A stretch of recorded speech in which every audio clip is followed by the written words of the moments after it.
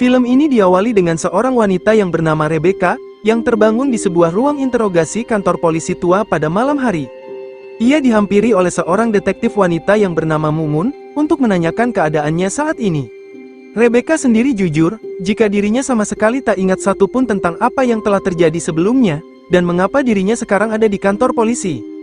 Namun Mumun justru tak menjawab alasannya itu, dan kini ia akan memulai melakukan interogasi pada Rebecca, karena saat ini dia statusnya sebagai tersangka, yang semua itu berawal ketika Rebecca sedang teler di sebuah bar. Sebelum menjawab pertanyaannya, ia pun meminta izin sejenak ke toilet, untuk buang air kecil.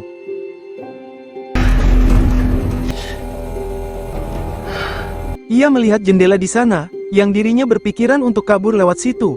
Namun karena penjaga di sana terus menyuruhnya keluar, ia pun tak ada pilihan lain untuk menggagalkan rencananya itu.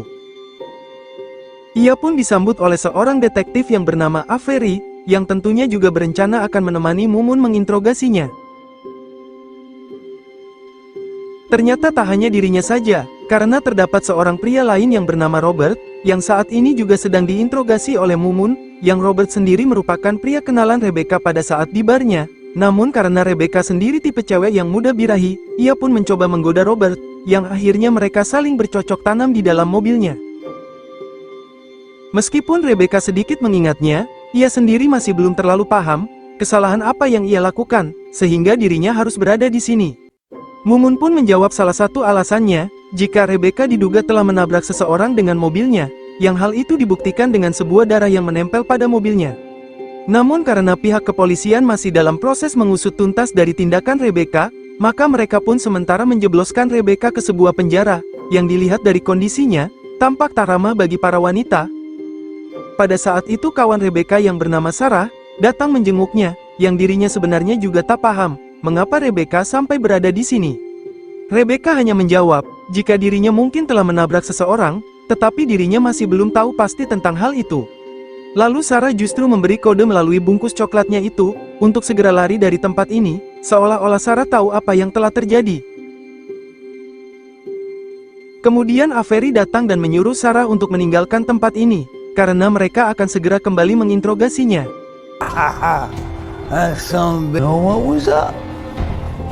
Mereka pun kembali menginterogasinya, dan mereka kembali menjelaskan jika orang yang ditabrak Rebecca adalah seorang pengendara sepeda, yang hal itu Rebecca lakukan di saat ia sedang teler, dan itu sudah dibuktikan dengan tes urinnya yang hasilnya positif. Namun Rebecca justru menyangkalnya, jika pada saat itu dirinya merasa telah dibius, apalagi dirinya benar-benar jujur tak mengingat apa yang telah terjadi padanya, setelah ia bercocok tanam bersama Robert. Tetapi mereka tak percaya begitu saja, dan meminta Rebecca untuk terus terang dengan semua ini, dan mereka berjanji akan meringankan hukumannya.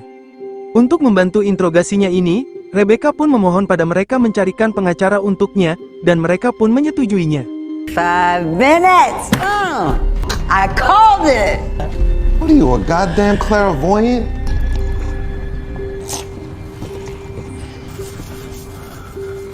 Tak lama kemudian, Avery datang bersama seorang pengacara bernama Ishak, dan ia pun mengenalkan dirinya padanya. Interogasinya pun kembali dilanjutkan, yang di sini Ishak mulai menjalankan tugasnya untuk memberikan pembelaan pada Rebecca, dengan beberapa bukti yang telah dipaparkan. Untuk itu, Ishak meminta mereka untuk memeriksa DNA dari darah yang ada di mobil Rebecca, yang mungkin itu hanyalah darah seekor rusa atau lainnya. Lalu Ishak bersama Avery pun pergi untuk melakukan pemeriksaan forensik pada darah tersebut. Sementara Mumun sendiri pun membawa kembali Rebecca ke selnya. Di sana terdapat tahanan wanita lain bernama Jess, yang dirinya memohon pada Mumun untuk memindahkan dirinya ke sel lain, karena ia benar-benar takut pada seorang tahanan pria bernama Sullivan, yang terus bertindak agresif dari tadi di sel ini. Wires in them towers. There once was a fisherman named...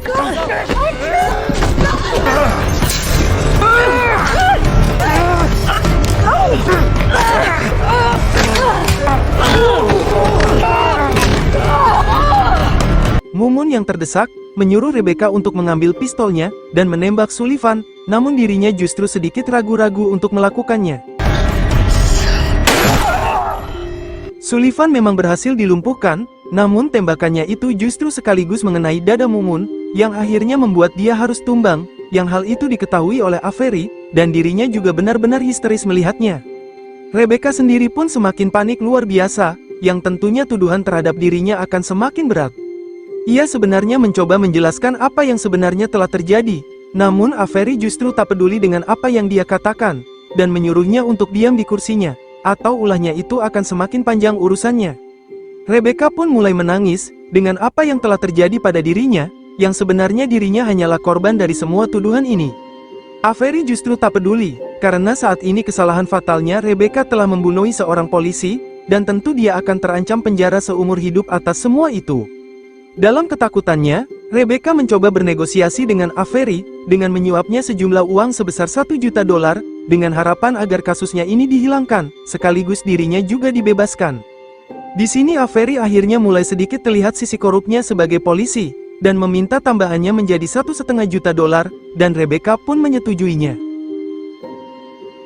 Tanpa basa-basi, Avery membawa Rebecca ke ruangannya, dan menyuruhnya untuk segera mentransfer uangnya itu ke rekeningnya. Di sana Rebecca tak sengaja melihat lencana polisi di mejanya, yang tampaknya itu bukan lencana asli. Dari sini ia mulai sedikit curiga dengan apa yang ia lihat di tempat ini. Apalagi ia dari awal melihat ruangan ini tampak sepi, tak ada satupun polisi di sini. Bahkan komputer di sebelahnya juga tak bisa dihidupkan. Tak lama Ishak datang menghampiri ruangan ini, dan dirinya akan menunjukkan hasil tes DNA dari darah tersebut, dan bersamaan dengan Avery yang juga datang menghampirinya. Disinilah Rebecca telah menemukan hal kejanggalan dari penangkapan ini, dan langsung saja, ia pun merebut pistol Avery, dan menodongkan pistolnya itu padanya. Rebecca pun mulai menjelaskan kebenarannya, jika Avery bukanlah polisi asli, dan properti yang di kantor ini juga ternyata palsu.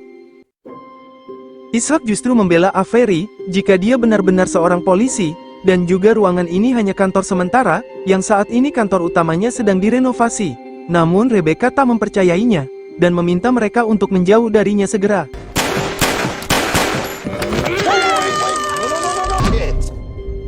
Dan dugaan Rebecca memang benar, bahwa semua yang terjadi hanyalah settingan dari kelompok Avery, yang dari awal semua itu hanyalah penangkapan palsu pada Rebecca, dan semua orang-orang di sana memang sedang menjalankan akting dari skenarionya itu, yang entah apa yang akan mereka rencanakan sebenarnya pada Rebecca. Karena memang kebusukan mereka telah terungkap oleh Rebecca, maka mereka pun harus menunjukkan wujud aslinya padanya.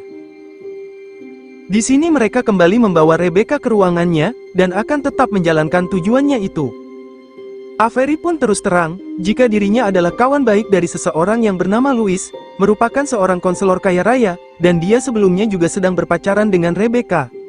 Namun nahasnya, Rebecca dikabarkan telah membunuh Louis di rumahnya, dan juga berhasil membawa seluruh uangnya di dalam brankasnya. Rebecca justru membela dirinya, bahwa ia sama sekali tak melakukannya, karena pada saat itu Louis sendiri yang datang menghampiri rumahnya, dan memberikan kunci brankas itu padanya, karena dirinya saat ini sedang diteror oleh seseorang, dan akhirnya di esok paginya, Louis ditemukan meninggal terbakar di kantornya. Tak mau mengulur banyak waktu, Avery langsung menyuruhnya untuk mentransfer seluruh uang Louis yang berjumlah $8 juta ke rekeningnya segera. Namun Rebecca terus terang, jika uang yang ia temukan di brankasnya hanya $2 juta, sementara yang 6 jutanya entah siapa yang mengambilnya, atau mungkin lebih dulu telah diambil orang lain, karena pada saat itu Louis sebenarnya juga sedang ditipu oleh seseorang. Mereka yang mendengarnya pun sedikit terkejut, dan bertanya pada Avery apa sebenarnya yang telah terjadi. Avery pun menenangkan mereka semua, bahwa itu hanya akal-akalan dari Rebecca saja, yang hanya untuk memecahkan konsentrasi dari tujuan mereka sekarang. Rebecca justru menghasut mereka, jika di rekening miliknya hanya ada $2 juta saja, dan mereka semua mungkin akan menyesal dengan jumlah uang yang tak sesuai harapannya. You know where we're going, motherfucker. Untuk menenangkan sejenak, Avery mengajak mereka semua untuk menunda sementara interogasinya ini. Di sini Robert sendiri sebenarnya agak ragu menjalankan rencananya ini, karena dirinya sendiri sebenarnya hanya pria jalanan, yang hanya direkrut oleh Avery untuk pekerjaannya ini, dan takutnya dirinya gagal untuk melakukan tugasnya. Tetapi Avery dengan baik hati terus menyemangatinya, karena mungkin Robert pasti memiliki bakat khusus yang berbeda dengan lainnya, dan ia akan terus mendukungnya sampai mereka benar-benar mendapatkan uangnya. Lalu Avery menugaskan kembali untuk mengobrol dengan Rebecca, dan menyuruh meminum obat anti kecemasan milik Rebecca, agar dirinya tak gugup. Robert pun meminta maaf pada Rebecca, karena dirinya yang ternyata telah membiusnya, dan ia benar-benar sama sekali tak menyakitinya. Rebecca tak mempermasalahkannya, karena pada saat itu, dirinya memang juga menyukainya. Lalu ia pun menghasut Robert untuk berhati-hati dengan Avery, karena mungkin setelah dia mendapatkan uangnya, dia akan membunuhinya. Robert sendiri pun yang memang pria culun, mulai sedikit gugup mendengarnya, dan Rebecca menyuruhnya untuk meminjamkan kunci toilet pada Avery, karena saat ini dirinya sedang ingin buang air kecil. Dengan polosnya, ia pun langsung menghampiri Avery untuk meminjam kunci toiletnya. Di sini Rebecca memang sengaja menyuruh Robert, hanya untuk mengalihkan perhatian Avery dari sisi V, karena dirinya mencoba diam-diam mengambil pisau cutter dengan kakinya, sekaligus mengambil obat miliknya.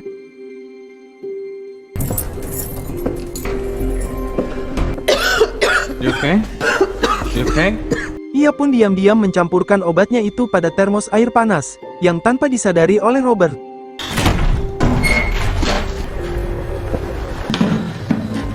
Rebecca pun langsung menggunakan cutternya untuk membuka kain yang menutup jendela itu, namun ternyata besi itu sulit untuk dibuka. What the hell are you doing? Robert yang tahu pun mencoba mencegahnya, namun Rebecca langsung menodongkan cutter itu padanya.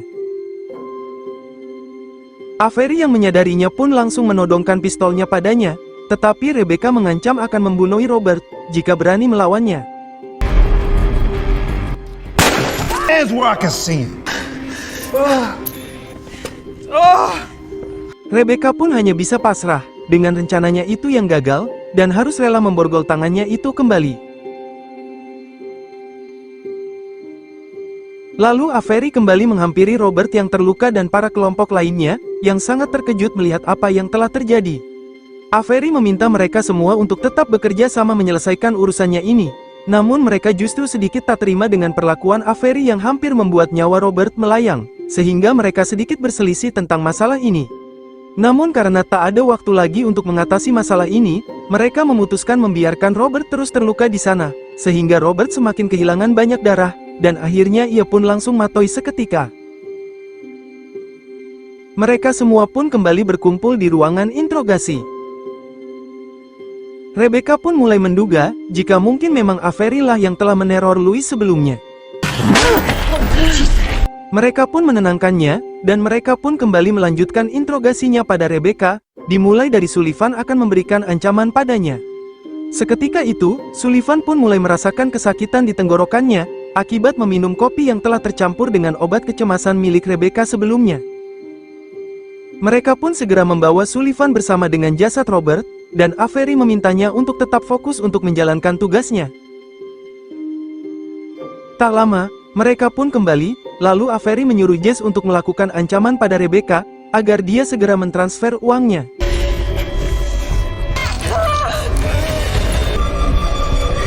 Dengan tatapan serius, Rebecca pun mengaku, jika dirinya yang telah mencampurkan obatnya itu pada kopi Sullivan.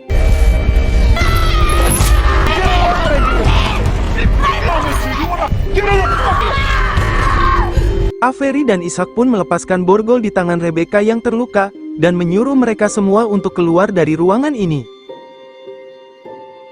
Avery menasehati Jess untuk tetap tenang, dan jangan terpancing emosi untuk melukai Rebecca, karena mereka masih membutuhkan Rebecca hidup-hidup untuk mendapatkan uangnya. Di sini mereka memiliki waktu 1 jam lagi untuk menyelesaikan urusannya, sebelum petugas konstruksi bangunan datang menghancurkan tempat ini. Untuk secepatnya mengakhiri ini, Avery pun langsung memberikan tugas pada Ishak, dan ia pun kembali menemui Rebecca, melanjutkan obrolan manisnya itu lagi. Kali ini Avery meminta padanya untuk tak ingin ada lagi korban yang berjatuhan di sini, dan meminta Rebecca untuk menyerahkan uang itu secepatnya padanya. Rebecca dengan santai menanggapinya, bahwa Avery tak akan pernah bisa mendapatkan uang tersebut. Avery tentu tak akan tinggal diam, karena timnya telah membawa Sarah kawan Rebecca kemari, sebagai jaminan atas keselamatannya itu. Avery juga tahu, bahwa Sarah satu-satunya sahabat terbaik baginya, yang tentu Rebecca tak akan menyia-nyiakan sahabatnya begitu saja. Namun pernyataan Rebecca di luar dugaan, bahwa dirinya sebenarnya baru mengenal Sarah beberapa hari saja, karena pada saat itu dirinya hanya tertarik melihat bayi milik Sarah yang kesepian itu, dan tak bermaksud untuk menjadi kawan baiknya. Jadi ia meminta mereka untuk melepaskan Sarah, karena dia sama sekali tak ada kaitannya dengan dirinya. Sekali lagi Avery mengancam Rebecca untuk mentransfer uangnya, atau nyawa Jess tak akan terselamatkan.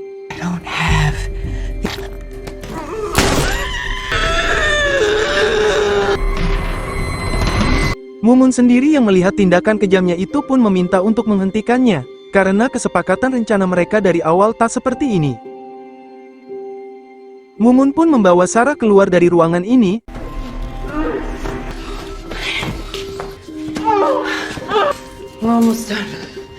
Mereka juga telah membawa bayi milik Sarah bersamanya, dan Avery meminta maaf atas perlakuannya itu, dan kali ini dirinya memastikan akan mendapatkan uangnya itu menggunakan bayinya ini. Di tempat lain, Ishak meminta Sarah untuk tenang, namun karena Sarah terus berteriak, ia pun langsung menodongkan pistolnya. Jess yang di sana pun menghentikan aksi Ishak, dan ia pun langsung mengatakan tentang analisis dirinya, jika apa yang dikatakan Rebecca mungkin benar, bahwa Avery lah pelaku yang meneror Louis. Namun karena semua uangnya ternyata telah diberikan pada Rebecca, maka Avery pun menghabisinya sekaligus membakar kantornya itu, agar tujuan nyata diketahui oleh kepolisian. Jadi Jess meminta Ishak untuk bekerja sama untuk menghabisi Avery, setelah mendapatkan uangnya. Namun Ishak tak percaya begitu saja dan mereka pun saling berselisih.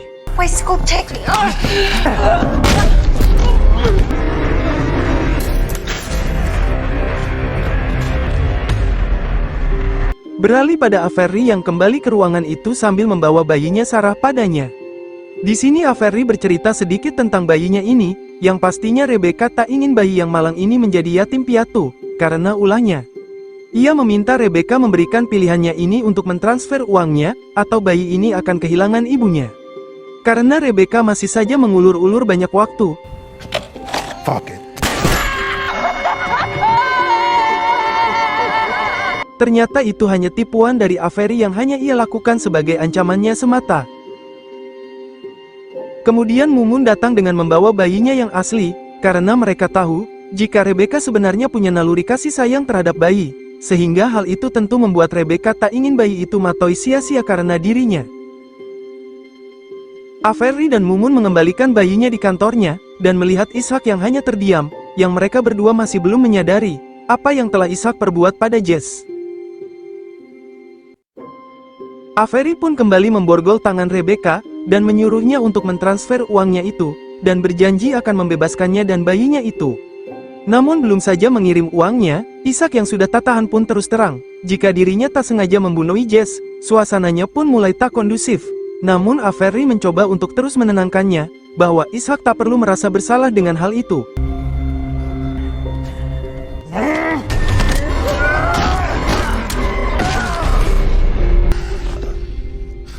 Lalu Mumun menodongkan pistolnya pada Avery, karena merasa dirinya sudah tak ada pesaingnya lagi, dan bermaksud akan menguasai uangnya itu secara penuh, lalu mengancam Rebecca untuk segera mentransfer uangnya itu.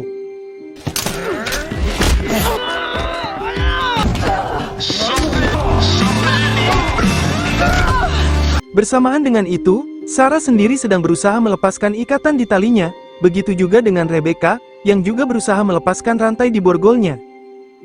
Dari pertarungan ini, Avery yang perkasa tentulah pemenangnya. Kini Avery menjadi orang terakhir, setelah semua rekan-rekannya telah mati, dan ia kembali menyuruh Rebecca untuk melaksanakan perintahnya, sebelum ia akan membunuh bayinya.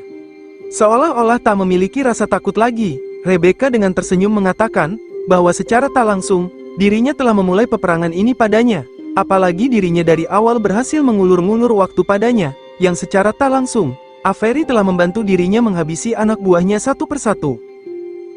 Sadar dengan kebodohannya itu, Avery pun mulai murka padanya.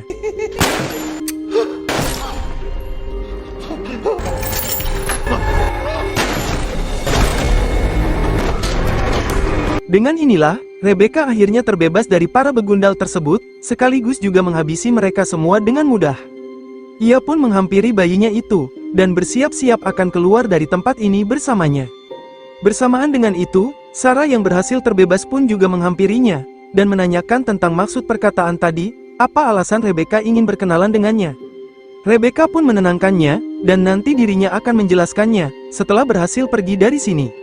Kemudian Sarah berencana akan menghubungi kepolisian dan melaporkan semua kejadian ini. Di sini Rebecca pun mulai terus terang pada Sarah, jika bayi tersebut adalah bayi miliknya, hasil bercocok tanam dengan Louis, yang memang dari awal dirinya sengaja meninggalkan bayinya itu di rumah sakit, berharap ada seseorang yang mengadopsinya, dan akhirnya Sarah lah yang tak sengaja mengadopsi bayinya itu. Done for Brendan.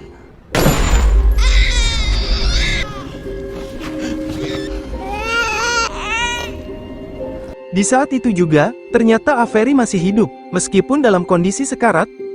Langsung saja, Jessica segera mengakhiri semua permainan ini, dengan menyiramkan seluruh tempat ini dengan bensin, meskipun Avery memohon untuk mengampuninya. Namun Rebecca menolaknya, dan ia juga memberikan fakta mengejutkan, bahwa dirinya lah pelaku yang membunuh Louis, sekaligus mengambil semua uangnya dan membakar kantornya.